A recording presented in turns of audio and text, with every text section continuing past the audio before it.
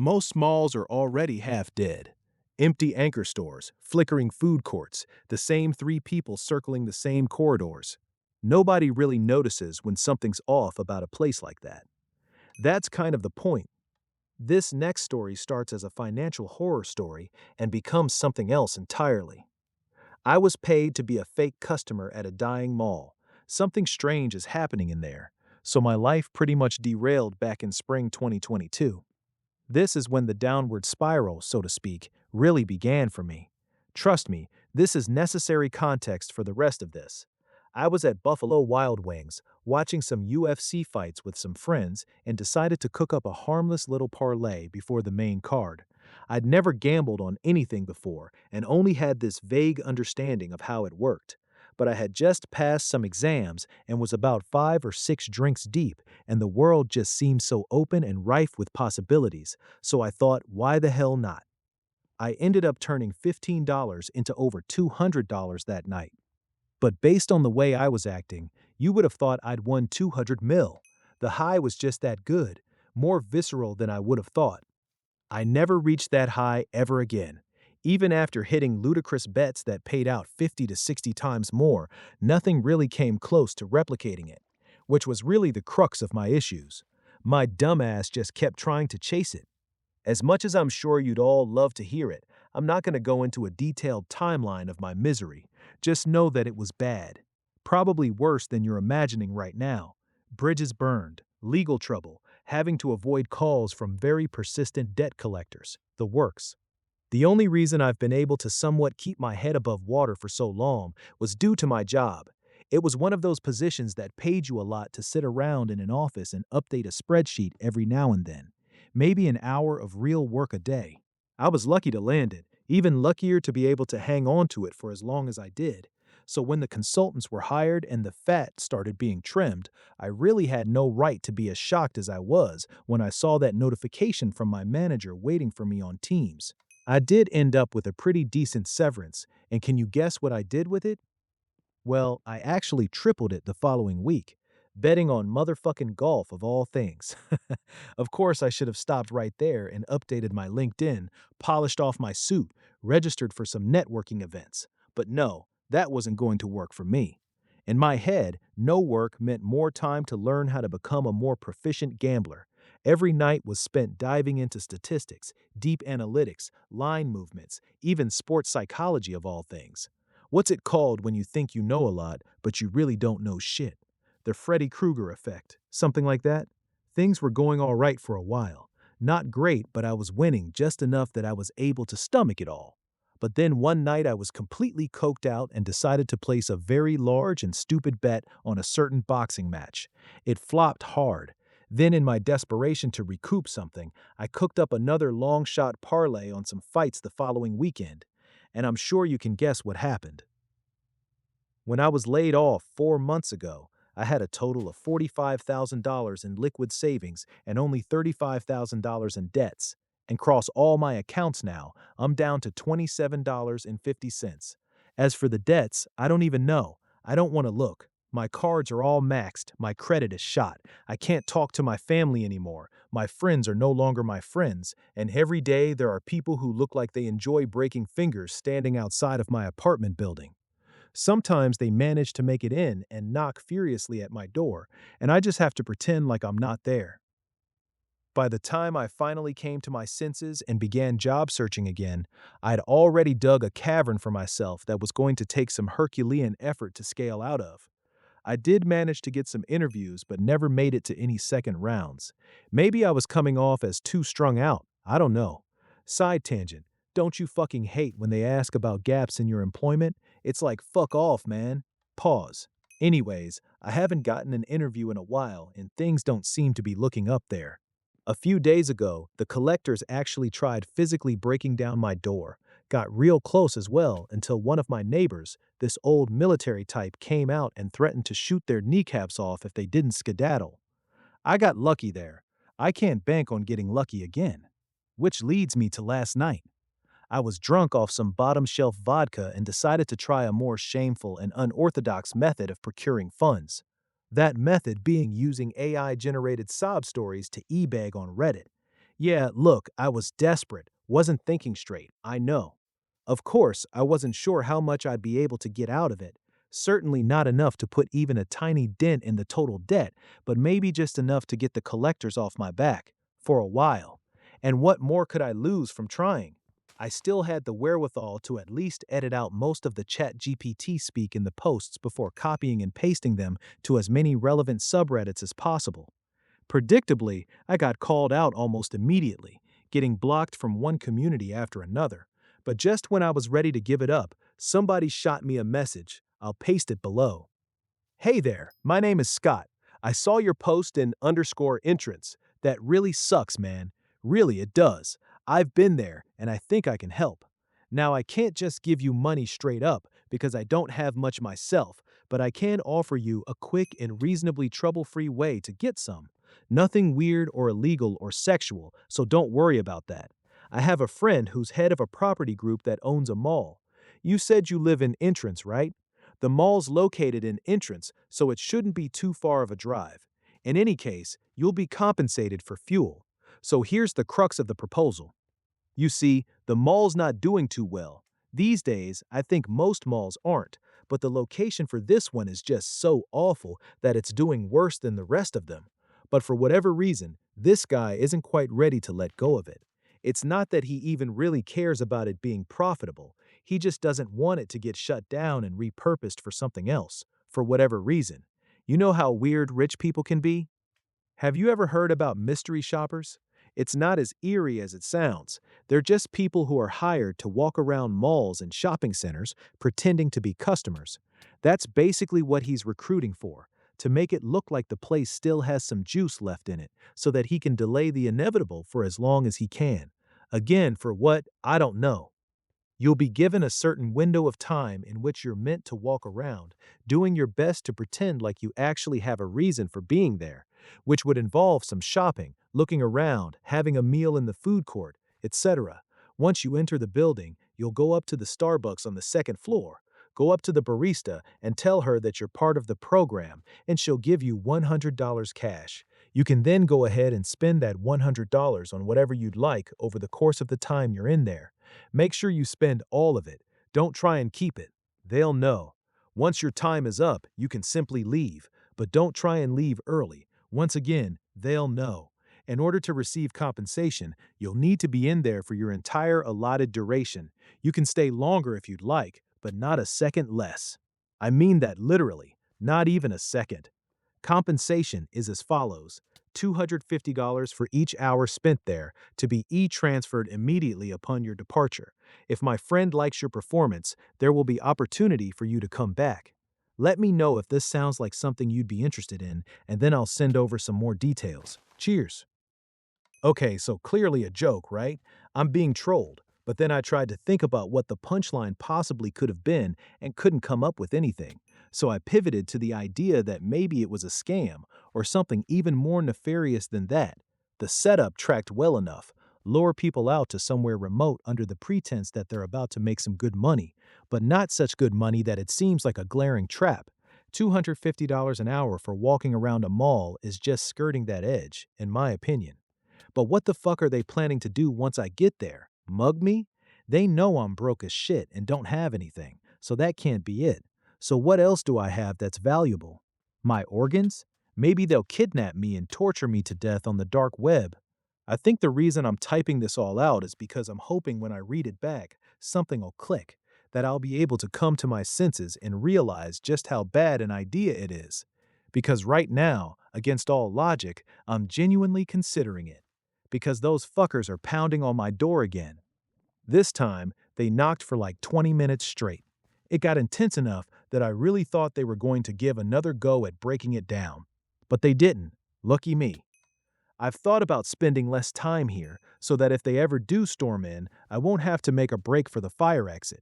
But I don't know where I'd go. Maybe the library or the gym. Though if it ever comes to a point where I'm having to do all that, it's basically already over for me.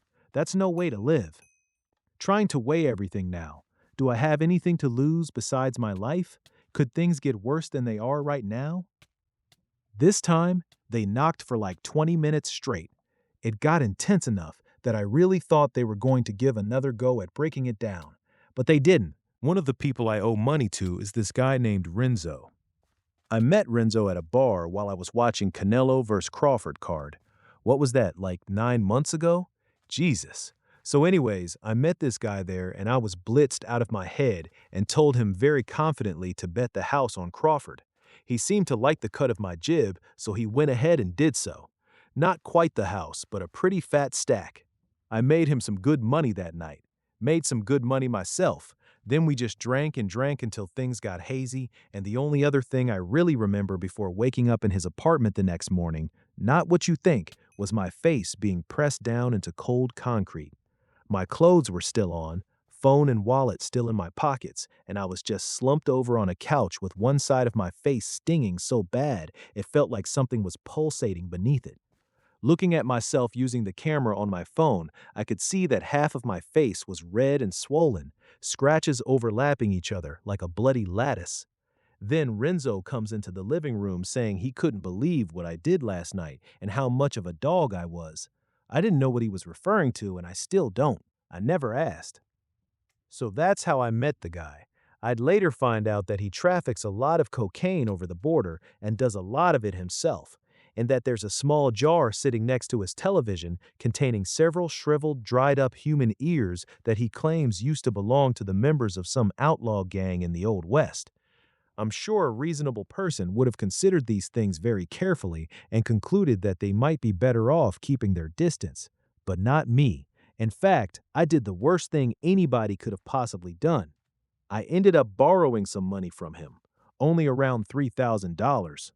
Maybe not a lot to some of you, but when you're dealing with this guy, it's still $3,000 too much. To be fair, though, he was the one that had first offered it up, told me to throw it on whatever I thought might get me some coin, and if I won, we could share the profits. I guess he was under the impression that I was some sort of master sports bettor and that I knew what the fuck I was doing. I should have asked him what would happen if I lost before I'd accepted it. And I did lose it. All of it. Couldn't pay him back even a cent.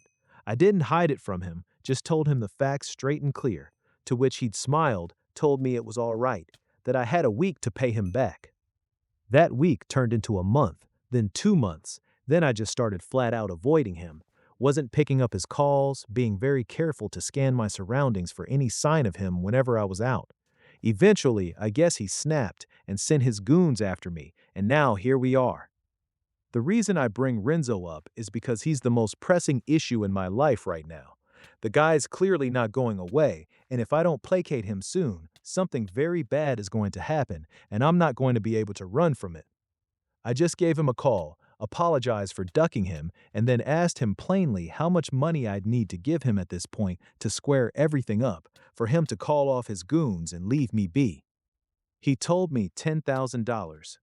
And if I didn't give it to him by Tuesday next week, he'd come up to my apartment himself and blast the door off its hinges, and that I could try leaving the city or getting the police involved, but that it wouldn't matter because eventually he would get me. And once he did, he'd skin me alive before tossing me into a vat of boiling oil. I told him okay, to meet me at a bar next Tuesday at noon and that I'd have the money. Then I hung up. Now I'm really panicking.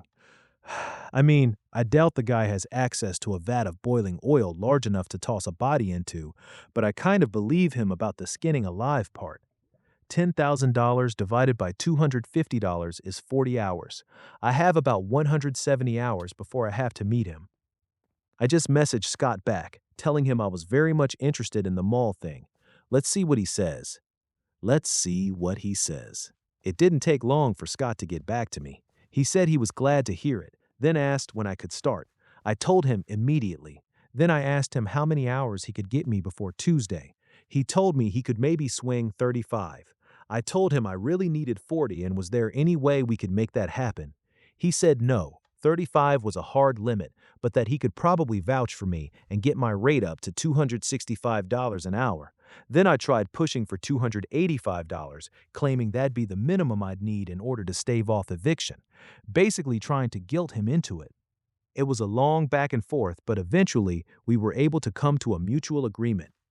He then sent me an address and told me to be there from exactly 2 to 9 tomorrow.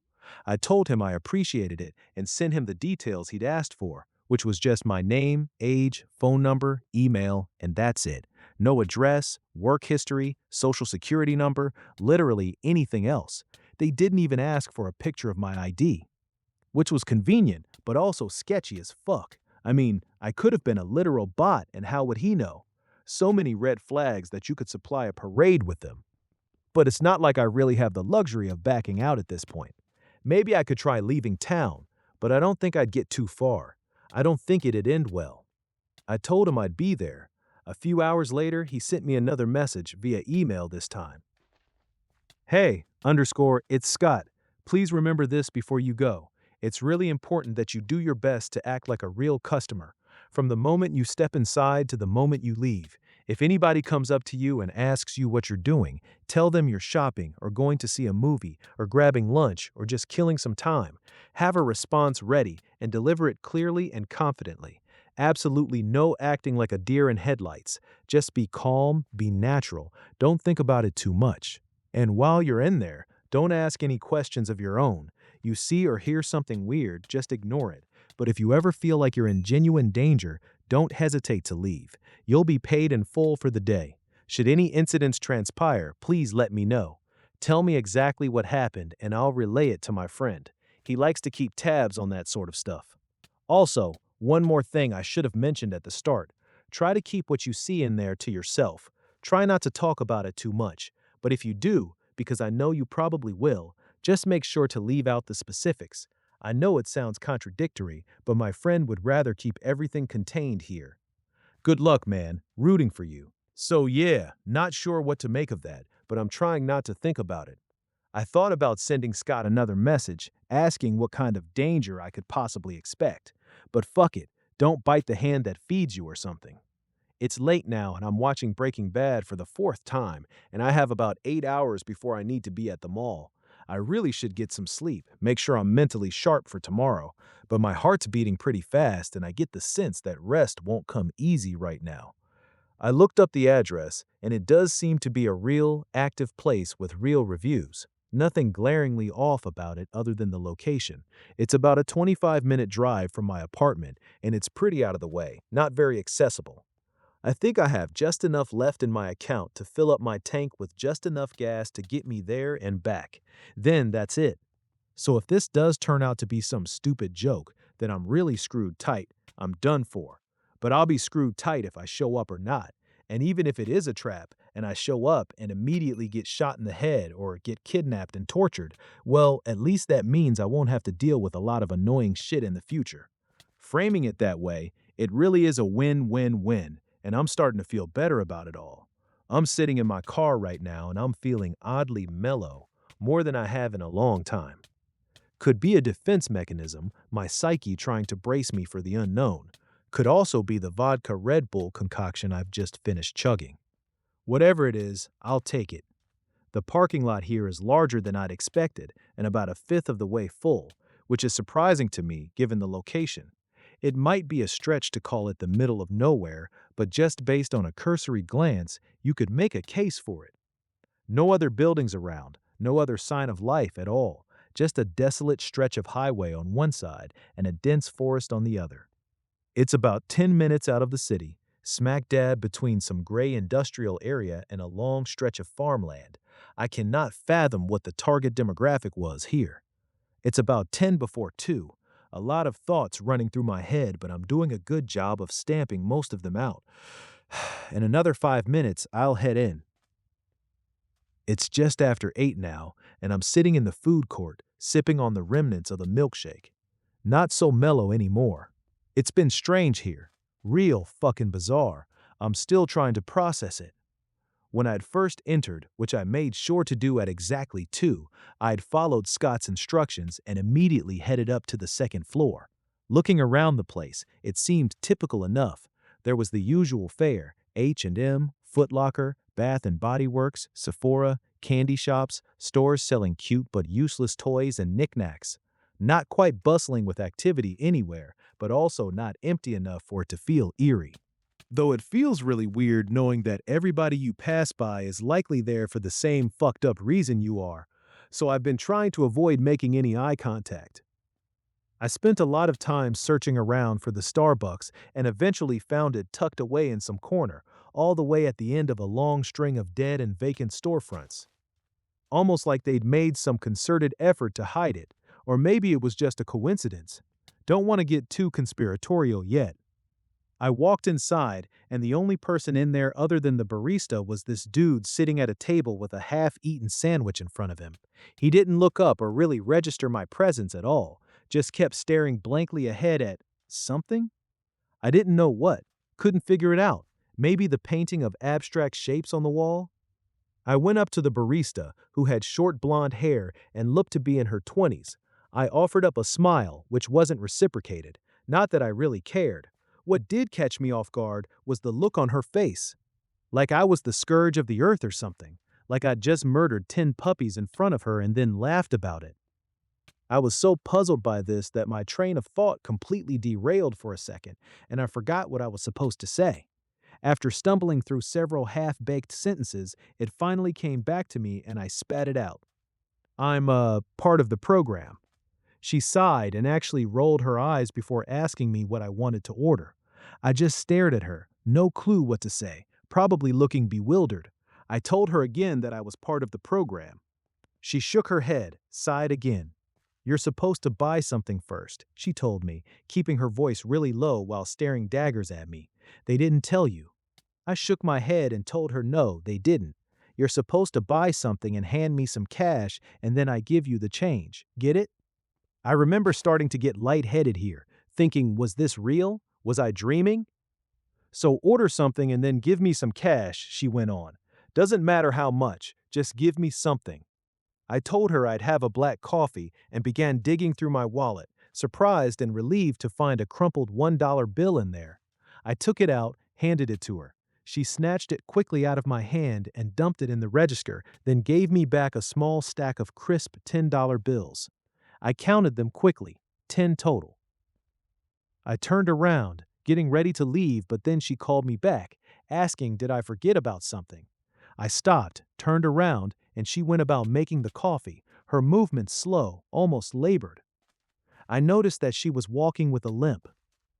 It took her a few minutes to finish up, and then she held out the cup, giving me one last glare as I grabbed it from her. I'd never been more glad to be leaving a Starbucks. Like I said, really bizarre stuff, but as I'd come to find out, this was only the tip of the iceberg.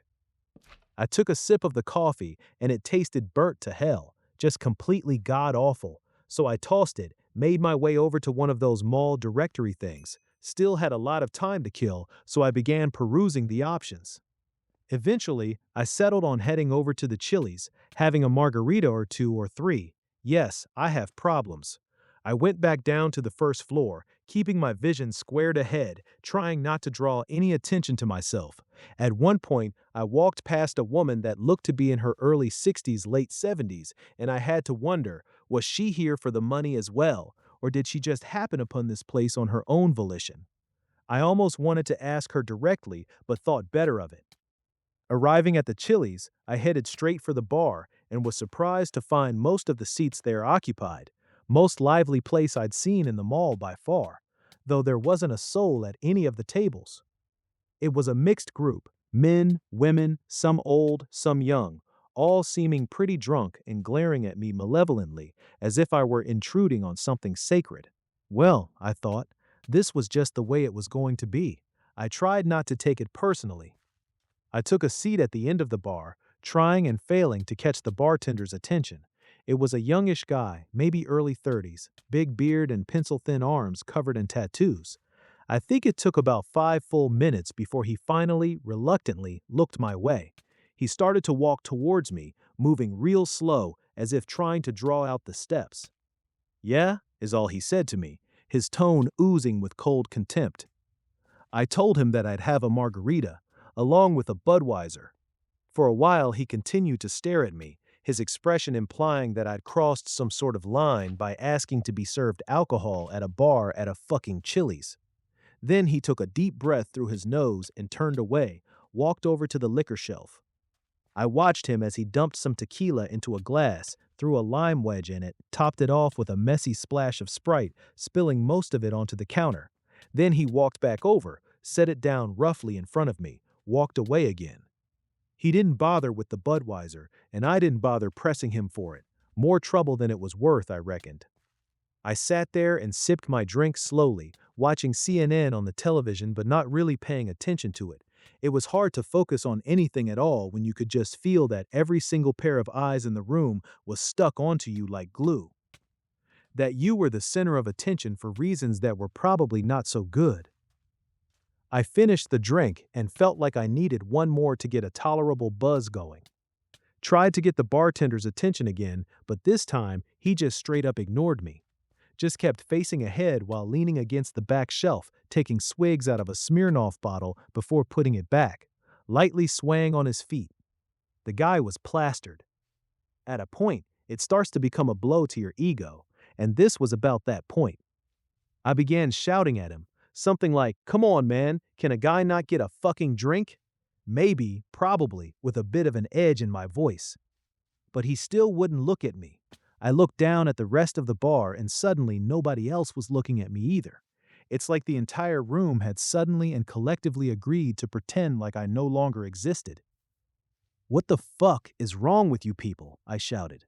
"Nothing against you, buddy," somebody, I couldn't see who, shouted back. "There's just too many people in here right now." I asked out loud what the hell that was supposed to mean. "It's 5 o'clock on a Tuesday," the bartender spoke up, his tone implying that he was explaining something painfully obvious. "Think about it, yeah?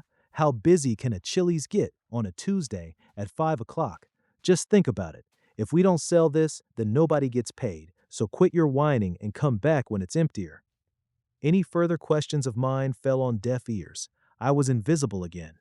I slapped one of the $10 onto the counter and stood up, left the place. Long pause. For the next few hours, I sort of just wandered around, my head in a bit of a daze. Still not fully convinced this wasn't a dream. I went over to the food court, ate some KFC. The guy working the counter there didn't say a word to me, communicating via nothing but head nods. Then when I bit into the chicken, I realized that some of it was still raw. I just ate around it. After that, I went over to the Under Armour store, spent some time looking over some knockoff jackets, the labels read Under Armour, that nevertheless seemed comparable in quality to the real thing. I picked one of them up, along with a t-shirt. Surprisingly, the lady who worked there was actually pretty nice, actually put some effort into being an employee. Or maybe she was a real employee? After that, I was down to just $20 and went over to the movie theater, which was completely empty, save for a woman who was asleep behind the box office and some guys sweeping the floors. The screen that was supposed to be displaying what was playing was glitched, completely bugging out, so I went up to the guy, asked him what was on. He just shrugged, said that it could be anything. Then I asked how I was supposed to buy a ticket, and he said all I needed to do was go up to the box office and put a $10 on the counter, then I could go into any of the theaters. But to try and not wake Lindsay up since she gets real cranky when that happens, and he doesn't want to deal with it. I parted ways with another bill, then went into the closest theater, catching about 2/3 of that last Avatar movie, the one with the fire in it. There was only one other person in the theater, sitting near the front. They were there when I'd walked in, and they didn't move after the film had finished. I left the theater and went into a washroom, took a piss, splashed my face with cold water while looking at myself in the mirror, taking deep breaths. Now the anxiety was starting to break through, the fear as well. After I'd finished drying myself, the stall closest to the wall opened up. I looked over, seeing the door hanging ajar but with nobody emerging from behind it. Through the gap at the bottom, I could see a pair of dirty white sneakers. I guess whoever they belonged to was just standing there, which was a really freaky thing to think about, and I left the washroom shortly after, looking over my shoulder to make sure nobody tried following me out, and nobody did. There were a few more odd occurrences after this. I walked past an electronics store, and this short, older dude came out from behind the counter with this big smile on his face and tried gesturing for me to come inside. Cell phone, he kept saying. Fix cell phone. I told him my cell phone didn't need fixing, and his expression dropped like a stone in a lake. I watched him as he walked back into the store and rolled down the security gates and disappeared behind them. Then the lights went off inside. There was also this lady walking around with a metal tray, claiming to be offering samples of cinnamon rolls. The cinnamon rolls in question being dollops of thick, gray, bubbling sludge. Safe to say, I passed on it. At some point, I had what I believe was a panic attack. Never had one before, but I think this was it. Tightness in the chest, an overwhelming sense of dread. I found a bench somewhere and took a seat, pulled up some breathing exercises on YouTube and tried to replicate them. To my surprise, they worked pretty well. I went back to the food court, spent my last $10 on a large peanut butter milkshake from Baskin-Robbins with a bunch of chocolate bullshit blended into it. And that's where I am now, just sitting here, waiting for 9 to hit so I can get the fuck out of whatever the fuck this place is. But I'm feeling better now, I think. Maybe it's just the dopamine from all the sugar, but I'm feeling all right, enough that I think I'll be able to get through this. Oh shit, there's a guy walking towards me now. He just sat down beside me. The good news is, I'm back in my apartment now, mostly unscathed. The not-so-good news is that as much I need the money, I'm not sure if I can go back to that place. So about the guy in the food court, he was young, maybe early 20s, tall and skinny, brown hair cut into a short fade, looked like a bog-standard college kid. He sat next to me, started making small talk, asking how my day had been, was the milkshake good, etc.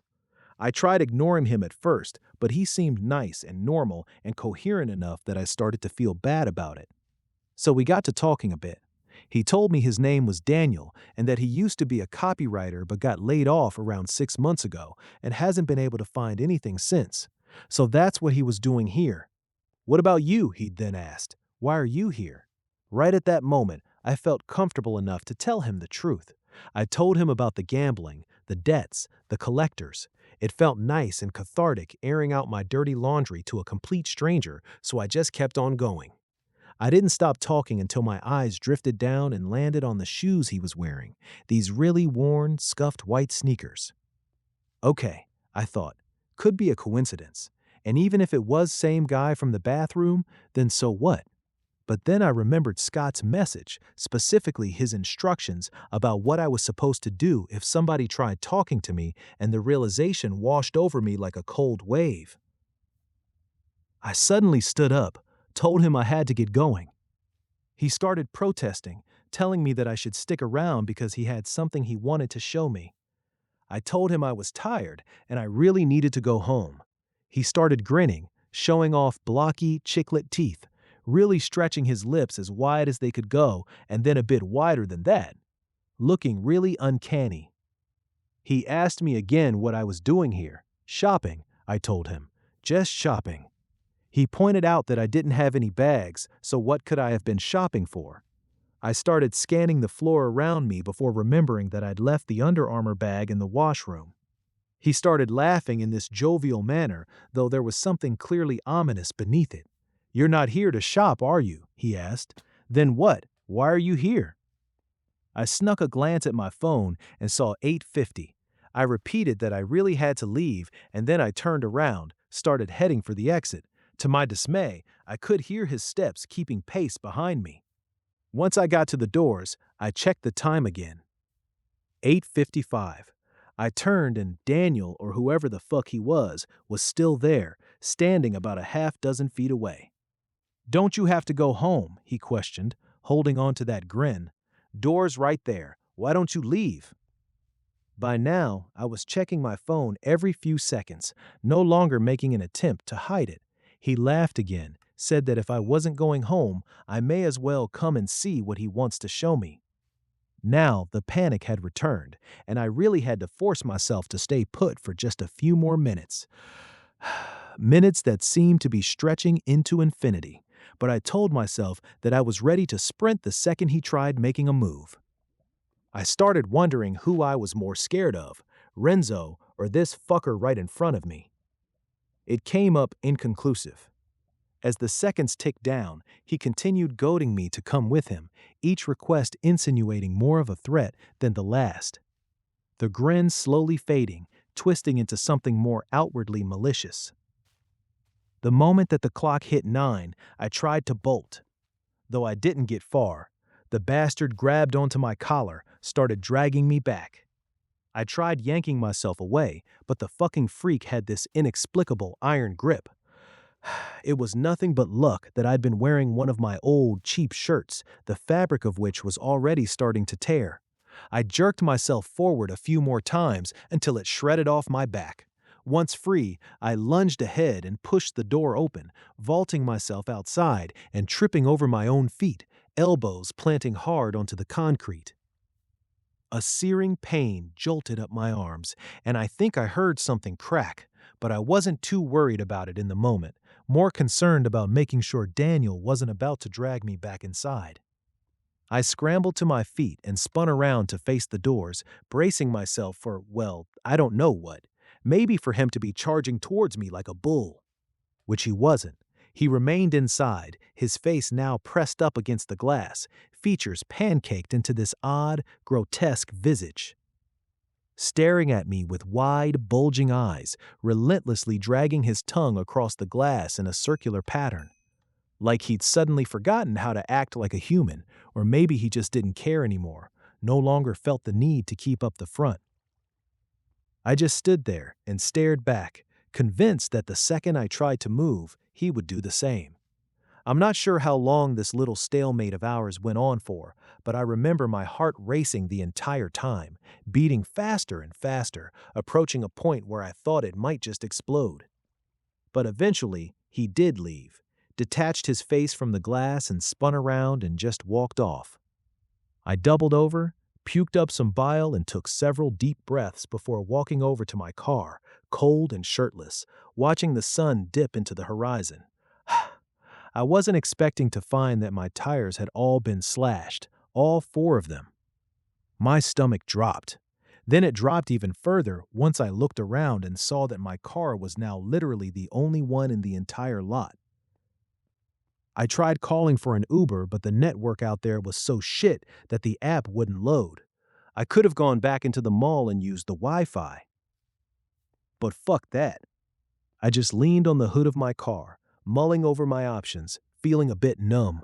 My apartment was about 18 miles away, theoretically walkable, but the bigger problem was I really didn't know the way.